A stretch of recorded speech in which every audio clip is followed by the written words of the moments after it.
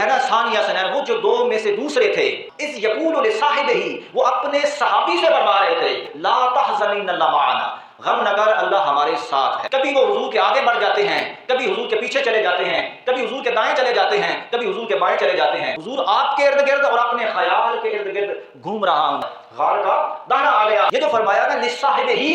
یہ سیدنا صدیق اکبر رضی اللہ تعالیٰ عنہ کا سب سے بڑا بیان فضیلت ہے۔ اب آقا علیہ السلام تو درجے میں پہلے ہیں، مگر قرآن نے یہاں انہیں حضور کو دوسرا فرمایا، اس لیے قرآن نے کہا کہ تم نے دیکھا نہیں ہے وہ جب غار کے اندر داخل ہو رہے تھے تو ابو بکر پہلے تھے، غار میں داخل ہونے کے اعتبار سے سیدنا صدیق اکبر پہلے تھے اور آقا دو جہاں صلی اللہ علیہ وسلم دوسرے تھے، اس لیے قرآن نے کہا ثانیہ اثنین، وہ جو دو میں سے دوسرے تھے۔ صحبت میں، آپ کی خدمت میں اور آپ کی معیت میں حضرت سیدنا صدیق اکبر رضی اللہ تعالیٰ عنہ نے 3 دن اور 3 راتیں گزاری۔ آقا علیہ السلام کا مکھڑا تھا، سیدنا صدیق اکبر کی نگاہیں تھی، سیدنا صدیق اکبر کا مکھڑا تھا اور میرے آقا کی نگاہیں تھی، 3 دن کی ملاقات تھی۔ وہ فیض جو سیدنا صدیق اکبر کو ملا اس 3 دن اور 3 راتوں میں وہ کسی اور کو نہیں ملا، اس اعتبار سے کہ وہ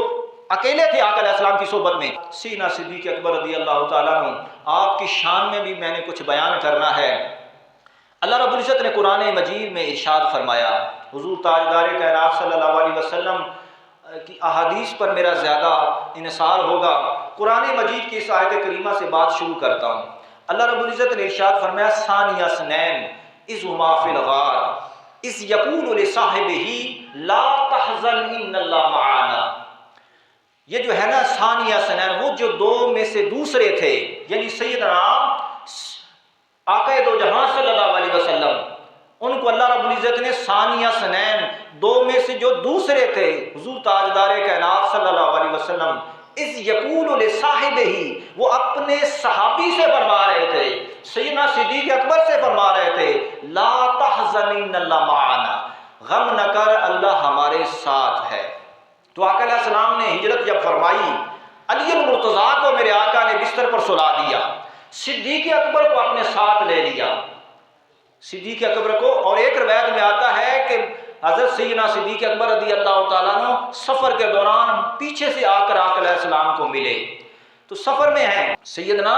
صدیق اکبر رضی اللہ تعالیٰ عنہ حضور کے پیچھے پیچھے ہیں، کبھی وہ حضور کے آگے بڑھ جاتے ہیں، کبھی حضور کے پیچھے چلے جاتے ہیں، کبھی حضور کے دائیں چلے جاتے ہیں، کبھی حضور کے بائیں چلے جاتے ہیں۔ تو آقا علیہ السلام نے فرمایا کہ اے ابو بکر، یہ تم کیا کر رہے ہو؟ کبھی تم میرے آگے چلے جاتے ہو، کبھی پیچھے چلے جاتے ہو، کبھی دائیں چلے جاتے ہو، کبھی بائیں چلے جاتے ہو، کیا ماجرا ہے؟ عرض کی آقا، اے میرے آقا، ماجرا یہ ہے کہ میں اپنے خیال کے ارد گرد گھوم رہا ہوں، حضور آپ کے ارد گرد اور اپنے خیال کے ارد گرد گھوم رہا ہوں، اس لیے کہ یا رسول اللہ جب میں آگے بڑھتا ہوں مجھے خیال آتا ہے کہ کہیں دشمن کا حملہ پیچھے سے نہ ہو جائے، پیچھے سے کوئی تیر نہ آ جائے تو میں پیچھے چلا جاتا ہوں، پھر جب خیال آتا ہے کہ آقا کہیں دشمنوں کا وار دائیں سے نہ ہو جائے، کہیں دائیں سے دشمن حملہ نہ کر دیں، تو حضور میں دائیں طرف چلا جاتا ہوں، جب دائیں جاتا ہوں تو پھر خیال آتا ہے کہ یا رسول اللہ کہ کہیں کفار آپ پر حملہ بائیں طرف سے نہ کر دیں، تو میں بائیں طرف چلا جاتا ہوں۔ آقا میں اسی طرح آپ کے خیال میں اور آپ کے دھیان میں گھوم رہا ہوں۔ اسی طرح آقا علیہ السلام سفر کرتے رہے یہاں تک کہ غار کا دہنا آ گیا، غار کا دہنا آ گیا۔ اب یہ جو فرمایا ہے نا ثانیہ اثنین اذ ہما فی الغار اذ یقول لصاحبہ، یہ جو فرمایا نا لصاحبہ، یہ سیدنا صدیق اکبر رضی اللہ تعالیٰ عنہ کا سب سے بڑا بیان فضیلت ہے، کیونکہ الحم سے لے کر والناس تک آپ پورا قرآن پڑھ لیں، یہ سیدنا صدیق اکبر کا سب سے بڑا بیان فضیلت ہے، اور یہ ٹائٹل کائنات صحابہ میں کسی اور کو نہیں ملا۔ اس میں بہت سی ایسی چیزیں ہیں، چند ایسی چیزیں ہیں جو اللہ رب العزت نے خود اپنی زبان الوہیت سے صادر فرمائی ہیں، الحم سے لے کر والناس تک۔ آپ پورا قرآن پڑھ لیں، 1,14,000 صحابہ کی جماعت میں سے یا 1,24,000 صحابہ کی جماعت میں سے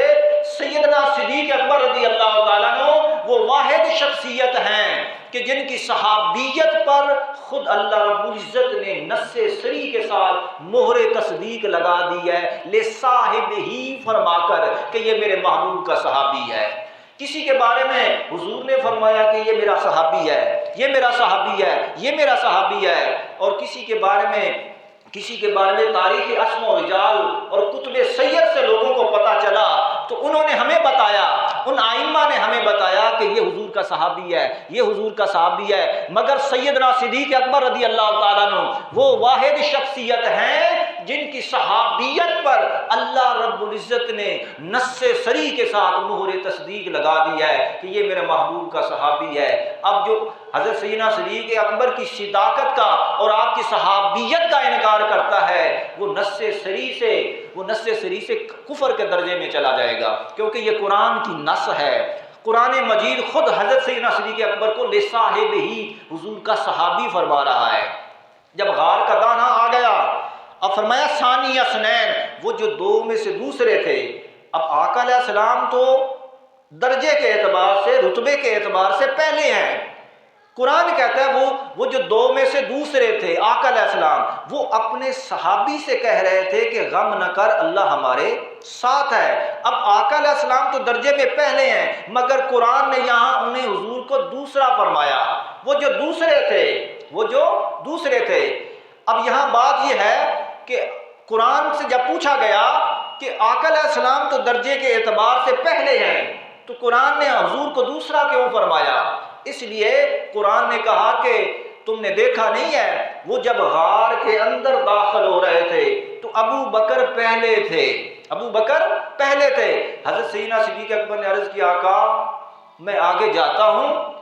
غار کے اندر جاتا ہوں، دیکھتا ہوں کوئی موذی جانور نہ ہو، کوئی ایسی چیز نہ ہو جو آپ کو نقصان دے۔ حضور اگر کسی نے نقصان پہنچانا ہے تو وہ مجھے پہنچائے۔ اس لیے غار میں داخل ہونے کے اعتبار سے سیدنا صدیق اکبر پہلے تھے اور آقا دو جہاں صلی اللہ علیہ وسلم دوسرے تھے۔ اس لیے قرآن نے کہا ثانی اثنین، وہ جو دو میں سے دوسرے تھے، وہ کہہ رہے تھے کہ اپنے صحابی سے کہہ رہے تھے کہ غم نہ کر، اللہ ہمارے ساتھ ہے۔ سیدنا صدیق اکبر اندر گئے، جا کر دیکھا جتنے بھی سوراخ تھے ان کو بند کر دیا، اپنے کپڑوں سے، اپنے قمیض سے کپڑا پھاڑا اور ایک ایک سوراخ کو بند کرتے گئے یہاں تک کہ ایک سوراخ بچ گیا۔ وہاں آپ نے اپنی ایڑی مبارک رکھ دی کہ اگر کوئی نقصان دہ چیز آئے تو وہ مجھے کاٹے، میرے محبوب کو تکلیف نہ پہنچائے۔ یہ تھا سیدنا صدیق اکبر کا عشق۔ اور پھر آقا علیہ السلام کو آواز دی، یا رسول اللہ اب آ جائیے۔ اس طرح آقا علیہ السلام کی صحبت میں، آپ کی خدمت میں اور آپ کی معیت میں حضرت سیدنا صدیق اکبر رضی اللہ تعالیٰ عنہ نے 3 دن اور 3 راتیں گزاری، 3 دن اور 3 راتیں۔ اور یہاں آقا علیہ السلام کا مکھڑا تھا، سیدنا صدیق اکبر کی نگاہیں تھی، سیدنا صدیق اکبر کا مکھڑا تھا اور میرے آقا کی نگاہیں تھی۔ 3 دن کی ملاقات تھی، وہ فیض جو سیدنا صدیق اکبر کو ملا اس 3 دن اور 3 راتوں میں وہ کسی اور کو نہیں ملا، اس اعتبار سے کہ وہ اکیلے تھے آقا علیہ السلام کی صحبت میں، اس اعتبار سے وہ صحبت کسی اور کو نہیں نصیب ہوئی، اس اعتبار سے